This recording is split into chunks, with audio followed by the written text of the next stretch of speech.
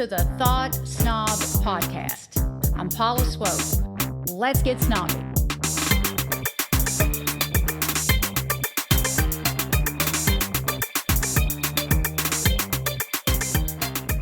Today's topic can change the way you see everyone who has ever crossed your path, even those people who hurt you.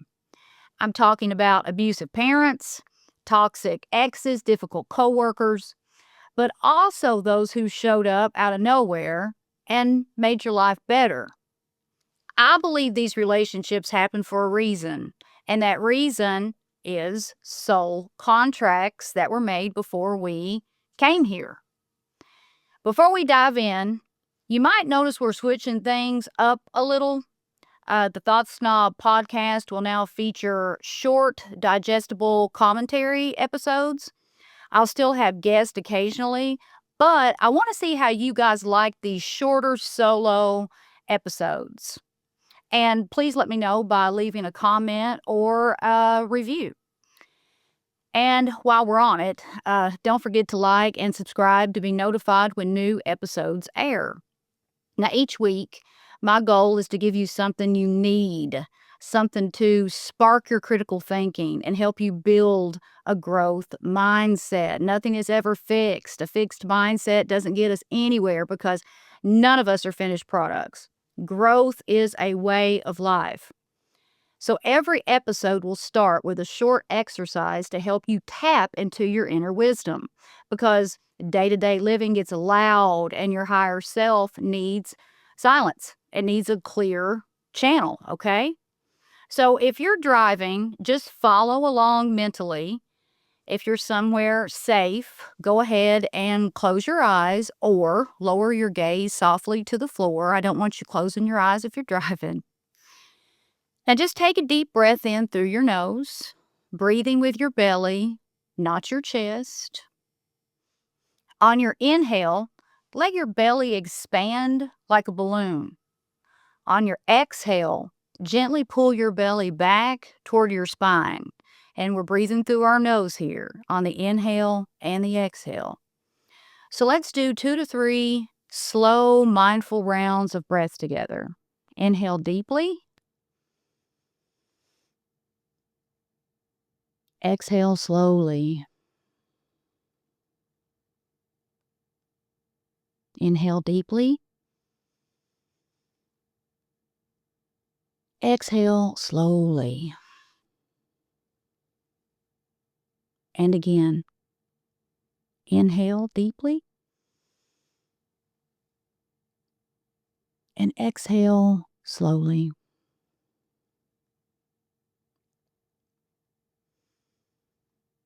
And just breathe normally. And bring to mind a situation that's troubling you. I want you to get a clear picture of it. Just continue to breathe normally. Think about this situation. Now ask yourself, is it possible for this situation to work out in my favor? The answer is yes.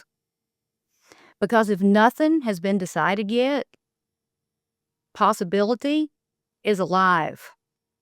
There's abundant space for opportunities. Now, your ego may be screaming at you right now with objections, but notice this, okay? How many of those thoughts you're having right now are actual facts? Think about it. Probably none. Probably none of those thoughts that just flooded your brain when you ask yourself that question are actually true. Now, this is what thought snobs do. We see new objective beliefs. We sort fact from fiction in our minds, and we align our energy with the truth. Now, let's wrap this up with a few deeper than normal breaths. Just inhale through your nose. Exhale through your nose. Couple more times.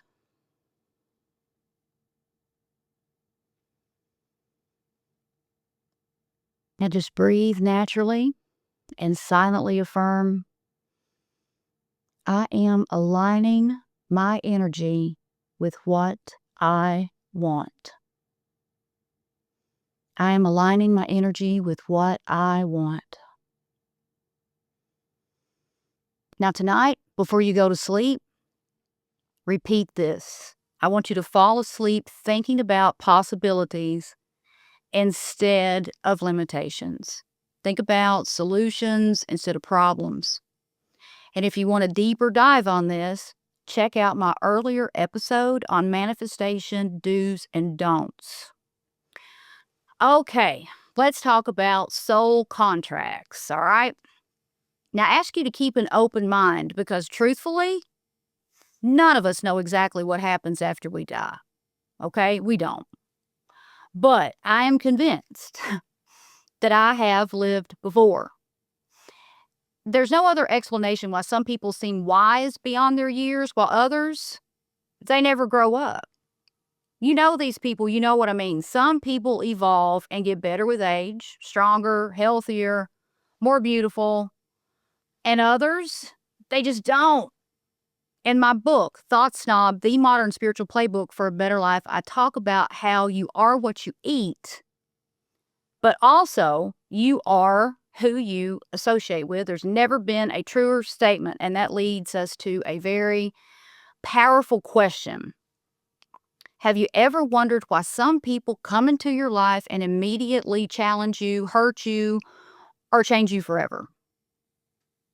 Now, what if that was the plan all along? Okay, hear me out.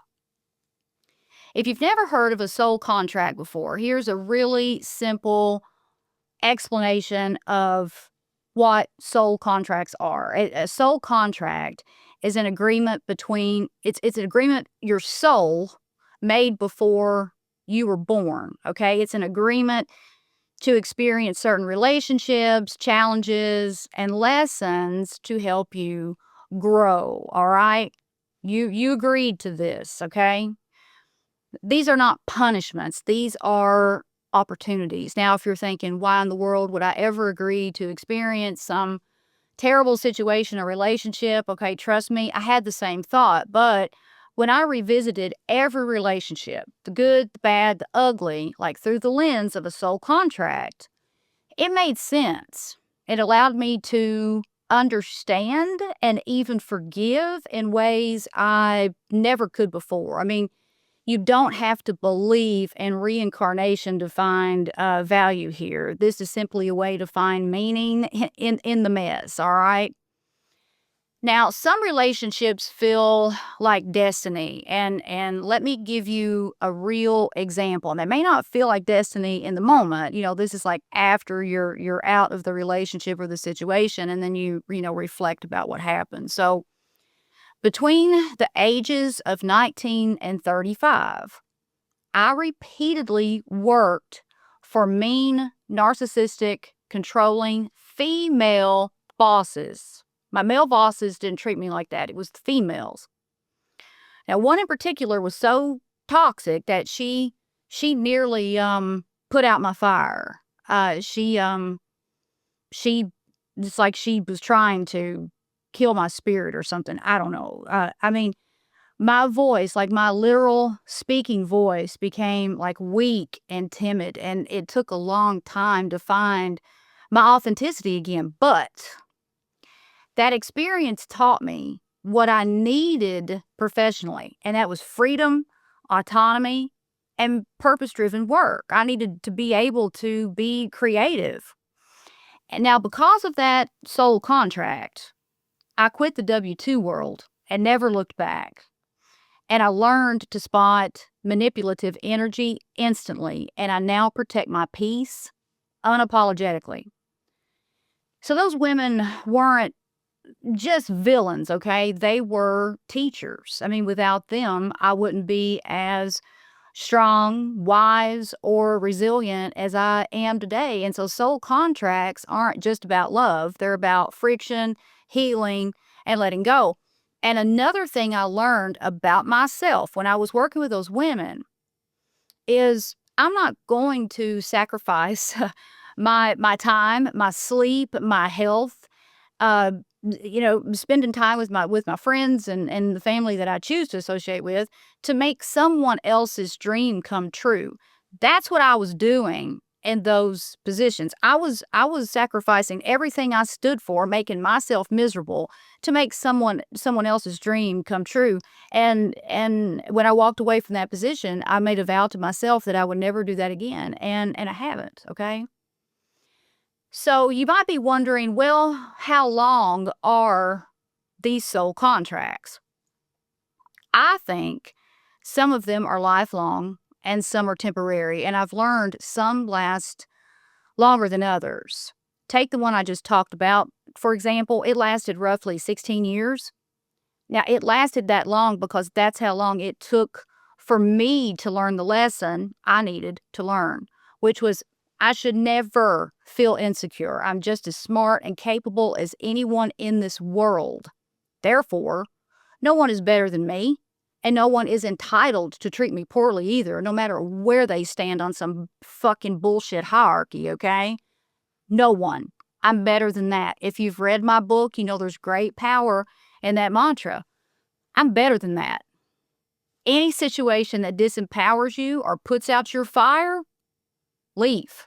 You're better than that. But if you choose to stay, you'll extend your soul contract until you leave. Soul contracts end when you learn the lesson and then you don't repeat the pattern. Once I ended my soul contract with mean female bosses, nicer, respectful, truly brilliant women came into my life. It was just the polar opposite. Those other women, they weren't brilliant. They were actually pretty ignorant because they neglected the one thing that really matters, and that's the human component. You can't treat people poorly and get by with it. There's another life lesson. Here's how I see it.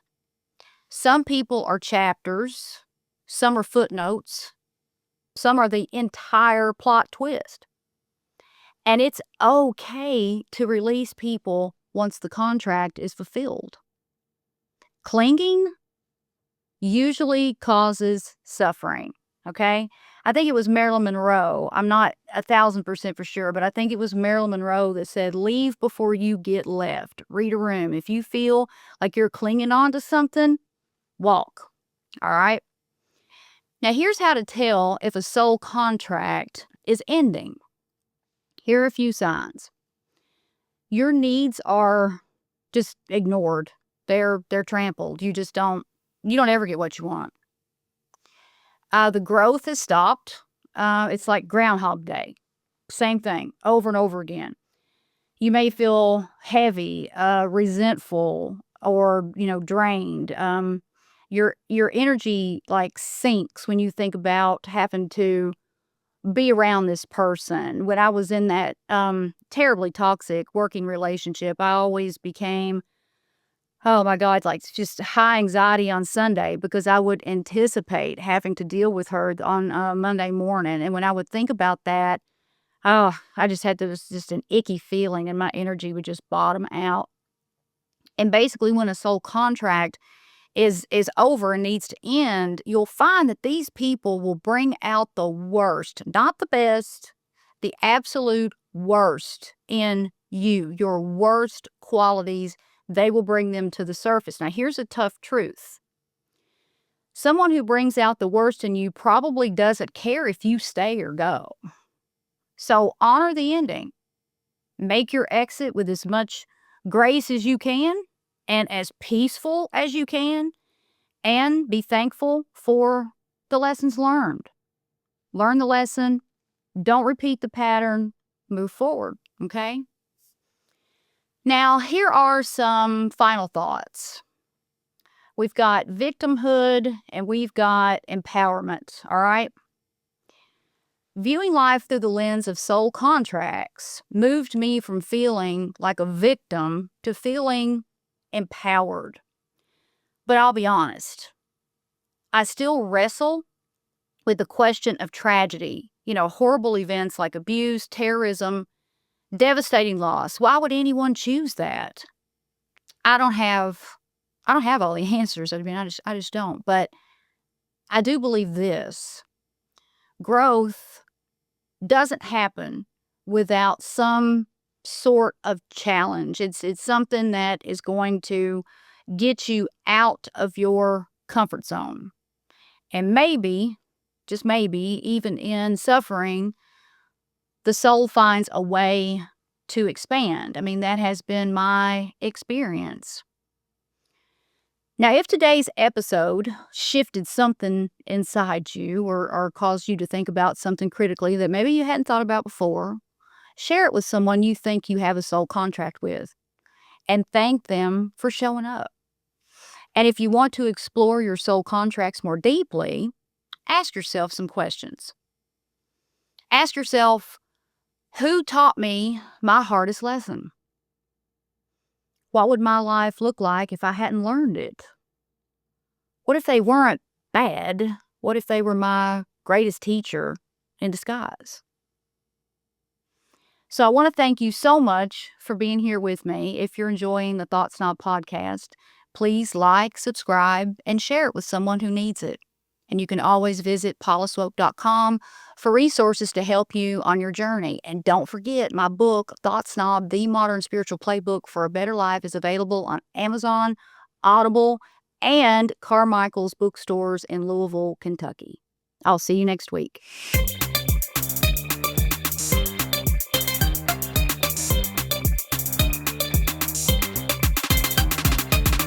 The Thought SNOB Podcast with Paula Swope has been brought to you by Thought SNOB Media in association with Special Purpose Studios. All production, mixing, and sound engineering by me, Will Swope. We hope you've enjoyed this podcast. Please take a few seconds to give us 5 stars and leave a review. See you on the next Thought SNOB Podcast with Paula Swope.